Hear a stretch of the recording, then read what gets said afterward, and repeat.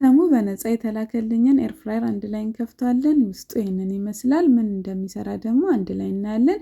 በመጀመሪያ በዶሮ አርስቶ እንሞክረዋለን።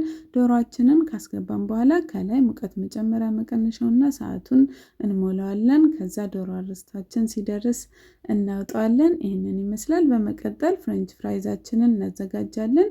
ካለ ዘይት ጤናማ የሆነ ፍሬንች ፍራይዝ ነው የሚሰራው። ቀምሼው በጣም ነው የሚጣፍጠው። በመቀጠል ደግሞ በአትክልት እንሞክረዋለን። ማንኛውንም አትክልት በውስጡ ማዘጋጀት ትችላላችሁ። ከዶሮ አርስቷችን ጋር እንደዚህ ቆንጆ ሆኖ ደርሶልናል።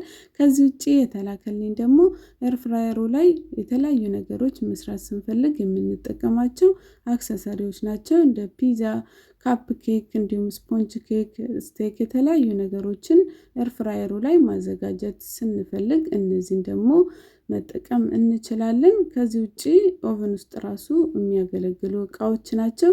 ማነው ከዚህ በፊት ሰምቼ አላቅም ለምትሉኝ እንደማንኛውም ኦንላይን ሾፕ ነው።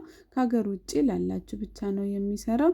ተሙ ላይ ማንኛውም የኪችን አክሰሰሪዎችን ፈልጋችሁ አታጡም። የኪችን እቃ ብቻ ሳይሆን የተለያዩ ልብሶች፣ የቤት እቃዎች ሁሉንም እቃ ማግኘት ትችላላችሁ። ዋጋቸው በጣም ተመጣጣኝ ነው።